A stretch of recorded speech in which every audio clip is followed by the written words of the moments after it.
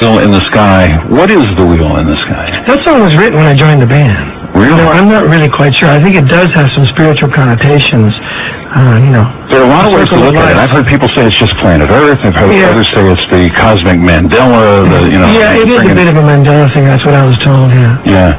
Great song. Did you realize what great music you were making at the time, or you were just going about your business? No, we were just writing, because like I was telling you when we were off the air, the band had a mission. It really did.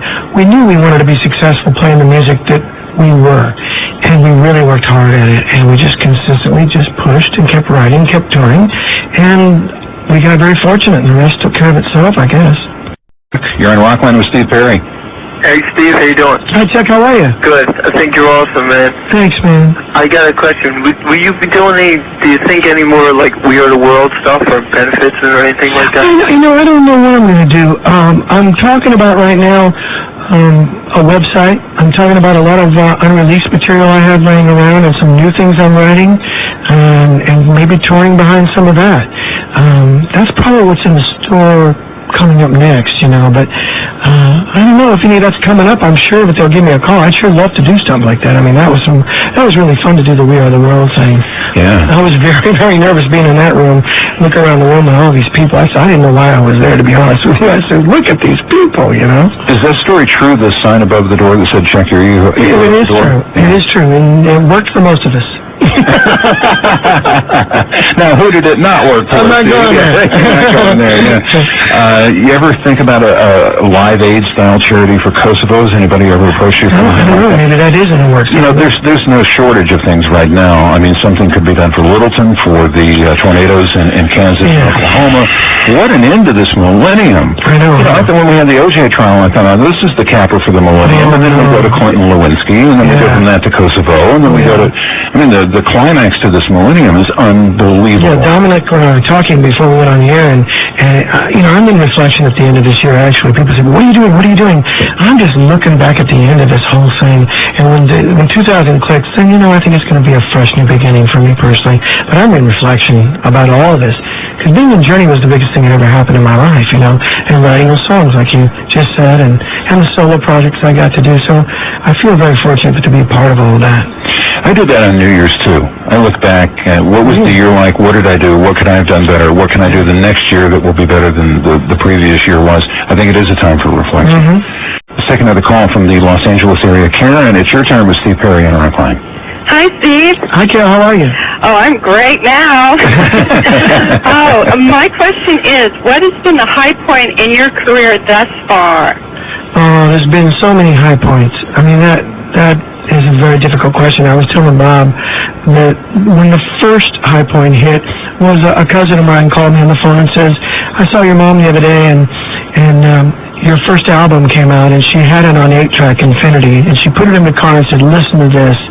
And she pulled him in there and turned it up, and she was so proud. He says, you couldn't believe it. And that was a very high point in my life, to have that come back to the phone, that my mom was pulling relatives off the street saying, get in the car, listen to this, this is my son, We're going around the block one more time. We're cruising the block, and you're going to listen to this one. You haven't heard Ladu Day yet. That's right, that's right.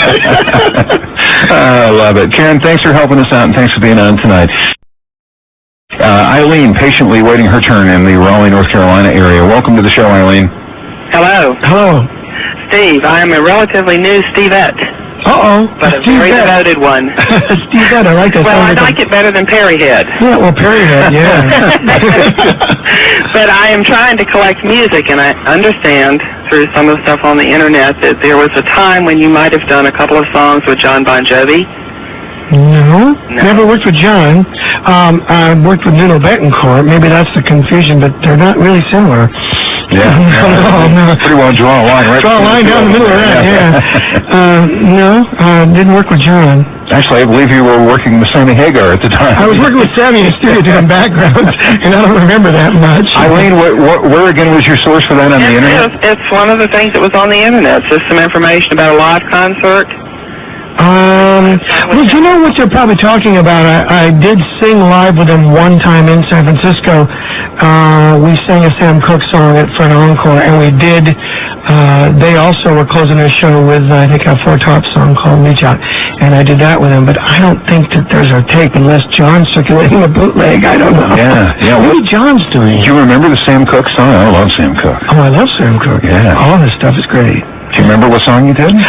We did, gosh, what was it? You really pinned me now.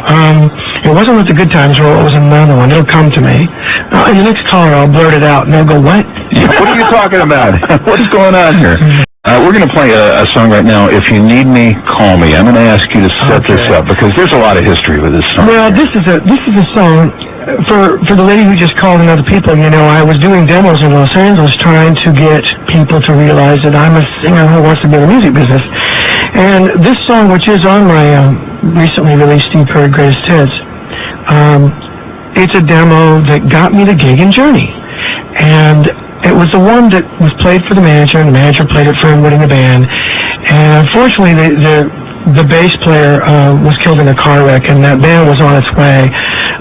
But because of that terrible story, you know, Journey heard the tape, and I got the gig because of this demo. If You Need Me, Call Me. This is from 1977. If You Need Me, Call Me. What a great title for a song for a guy looking for a gig. Yeah, that was. And put your number on the tape there and everything. You know what? That still sounds really good. Well, it's 1977. You know, we were just talking. It's like they're pictures from the past, and you know, they're like audio pictures. I mean, they are what they are. Yeah, and we were what we were. That's right. But we're not that anymore. Yeah. But it is a fun song. We're in the Los Angeles area for our next call. It's Rebecca. Hi, Rebecca. Welcome. Hi, Bob. And thanks again for bringing us Steve Perry tonight. Steve came on his own, and he's right here for you. Well, Steve, just before I ask you my question, I have to say one more thing. And Bob, you'll be passing that 20 on over to me. You are the most incredible singer-songwriter, musician of our time, and there's just nobody to stand in your company. I mean, Gosh, I owe her money big time. you melt my heart with your music. I mean, your latest Steve Greatest Hits 5 Unreleased, Journey Trial by Fire, incredible. I mean, the work just keeps getting better. Steve, I thought she was talking about me at first. I thought she was talking about you. That's very kind. Oh, you too, Bob. Oh, stop it, Rebecca. You just Just stop it's a it. ever to live. What's your question My for question Steve? is, though, when Jonathan Cain, thank God he came to your band and came to you with that incredible melody that sold over 1 million single copies from the album that sold several million copies, which was #1 for over 100 weeks. Dude, you do this for a living. You're good at this. Yeah, Escape, the greatest album ever. Steve, I'll be back in about 5 minutes. Okay, Bob, we'll take over. Now, I do my homework. I know my info on you. I love you. I've loved you for years. When he came to you with that syrupy melody that John Waite would have nothing to do with, begosh him, Open Arms, my most favorite song, because it's a special memory for me.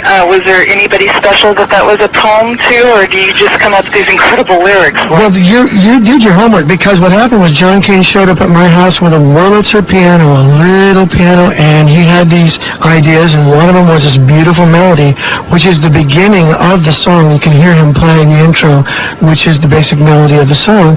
And he played it for me. He said, I got this idea, but maybe, I don't know, I played it for John Waite when I was in the Babies, but he thought it was too syrupy. And I said, well, play it for me. I'd love to hear it. He played it. And it's floored, you know. I said, I don't care what you think it is. I think it's beautiful, and we should finish it, you know. And we did. And we put, you know, a power ballad sort of feel to it, which had never really been done before. We put some size to the ballad. People get married to that song. I know that now. Isn't that something? Yeah. I used to get the prom requests. People say, do you know that's our song? And da-da-da. Yeah. And they still do, yeah. It's one of those you remember where you were when you first heard it. Yeah, that's nice, because that's pre-video.